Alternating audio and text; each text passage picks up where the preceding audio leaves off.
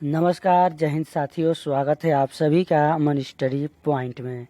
साथियों, हाजिर हैं फिर से एक और रीट के वीडियो के साथ। यह जो वीडियो है रीट लेवल 1 और लेवल 2 दोनों के लिए ही बहुत ही महत्वपूर्ण है। तो साथियों, इस वीडियो में हम देखेंगे साइकोलॉजी के महत्वपूर्ण यानी मनोविज्ञान के प्रश्नों को। तो साथियों, टॉप 100 क्वेश्चन की सीरीज हम लेकर आए हैं। यह जो है साइकोलॉजी का दूसरा पार्ट है। पहले वीडियो में हम लोग 20 प्रश्नों को देख चुके थे। यदि आपने वह वीडियो नहीं देखा है तो हमारे चैनल के प्लेलिस्ट में जाकर उस वीडियो को देख लीजिएगा। तो चलिए शुरू करते हैं आज की वीडियो को।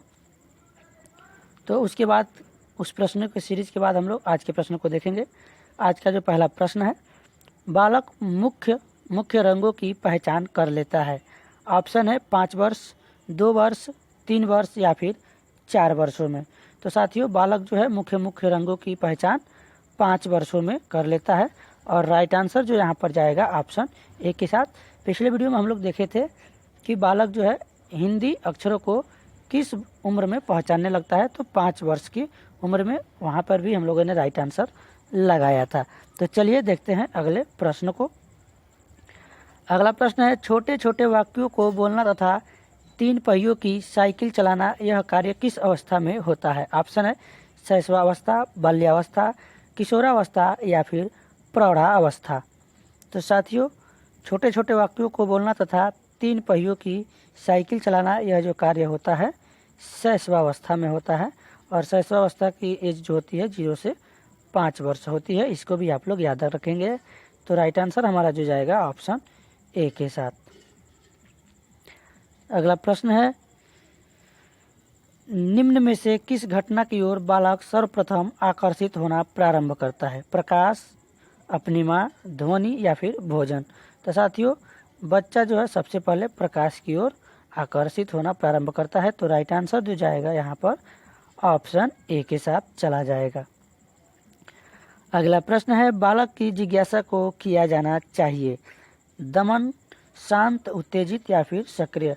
तो साथियों, बालक की जो जिज्ञासा है उसका ना तो दमन करना है, ना तो उत्तेजित करना है और ना ही सक्रिय, जबकि उसकी जिज्ञासा को क्या करना है? शांत करना है। तो राइट आंसर जो जाएगा ऑप्शन बी के साथ चला जाएगा। अगला प्रश्न है, भारत में बाल विकास की शुरुआत कब हुई? ऑप्शन है 1930 में, 1887 में, 1879 में या फिर 1590 में। तो साथियों, भारत में बाल विकास की जो शुरुआत हुई थी वह जो है 1930 में हुई थी। 1930 में भारत में बाल विकास की शुरुआत हुई थी। तो राइट आंसर जो हमारा जाएगा ऑप्शन ए के साथ। अगला प्रश्न है, किशोर अवस्था में यानी किशोरावस्था में सामाजिक विकास पर जिसका प्रभाव नहीं पड़ता है वह निम्न में से कौन सी है? रुचियाँ, आवश्यकताएं, असुरक्षा या फिर अभिवृत्ति। तो साथियों, किशोरावस्था में जो है सामाजिक विकास पर रुचियों का भी प्रभाव पड़ता है, आवश्यकताओं का भी, अभिवृत्ति का भी प्रभाव पड़ता है, जबकि असुरक्षा का प्रभाव नहीं पड़ता है। यही क्वेश्चन में पूछा गया है कि किसका प्रभाव नहीं पड़ता है। तो राइट आंसर यहाँ पर हमारा जाएगा ऑप्शन सी के साथ। तो साथियों, हम आपको बता दें कि यह रेट के लिए ही स्पेशल वीडियो बनाया गया है, जबकि बाल विकास यानी साइकोलॉजी जो मनोविज्ञान होता है यह टेट, सीटेट और सुपर टेट और चाहे रीट की बात करें तो सबके लिए जो टॉपिक होता है एक ही होता है, कोई इसमें अलग चेंजिंग नहीं होता है। तो चलिए देखते हैं अगले प्रश्न को। किशोरावस्था में चरित्र निर्माण से जो अवस्था संबंधित है वह निम्न में से है? परंपराओं को धारण करने की अवस्था, आधारहीन आत्मचेतना अवस्था, आधारयुक्त आत्मचेतना अवस्था या फिर स्वकेंद्रित अवस्था। तो साथियों, किशोरावस्था में चरित्र निर्माण से जो अवस्था संबंधित है वह जो है आधारहीन आत्मचेतना अवस्था, यानी राइट आंसर जो हमारा जाएगा ऑप्शन बी के साथ। अगला प्रश्न है, विकास व्यक्ति में नवीन विशेषताएं और योग्यताएं प्रस्फुटित करता है, यह कथन किसका है? तो विकास के बारे में जो यह चीज़ बोला गया है यानी किस मनोवैज्ञानिक के द्वारा बोला गया है? हरलाक, जेम्स ड्रेवर, मैकडूगल या फिर मुनरो। तो साथियों, इस प्रश्न का जो राइट आंसर जाएगा हरलाक यानी ऑप्शन ए के साथ, यानी कि विकास व्यक्ति में नवीन विशेषताएं और योग्यताएं प्रस्फुटित करता है। यह जो कथन है हर लाख का है, तो राइट आंसर हमारा जाएगा ऑप्शन ए के साथ। अगला प्रश्न है आपकी स्क्रीन पर, किशोरावस्था एक नया जन्म है, इसमें उच्चतर और श्रेष्ठतर मानव विशेषताओं का जन्म होता है। कथन किसका है बताना है। किशोरावस्था के बारे में यह परिभाषा किसके द्वारा दिया गया है। John and Simpson, Gesell, Stanley Hall या फिर ग्रिडफ्रे के द्वारा। तो साथियों यह जो है किशोरावस्था एक नया जन्म है, इसमें उच्चतर और श्रेष्ठतर मानव विशेषताओं का जन्म होता है।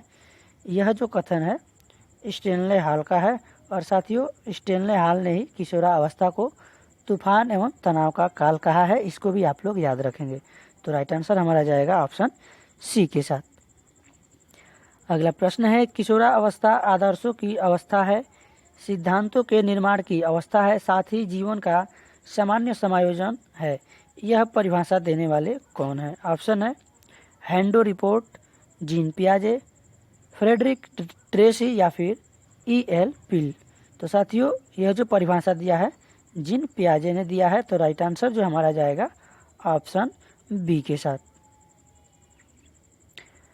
अगला प्रश्न है, मानसिक विकास का संबंध नहीं है, शिक्षार्थी का वजन एवं ऊंचाई, तर्क एवं निर्णय, स्मृति का विकास या फिर अवबोध की क्षमता। तो साथियों विकास का जो संबंध नहीं है यहाँ पर पूछा गया है वह शिक्षार्थी के वजन एवं ऊंचाई से है। शिक्षार्थी का वजन एवं ऊंचाई यह जो है विकास से संबंधित नहीं है, तो राइट आंसर हमारा जाएगा ऑप्शन ए के साथ।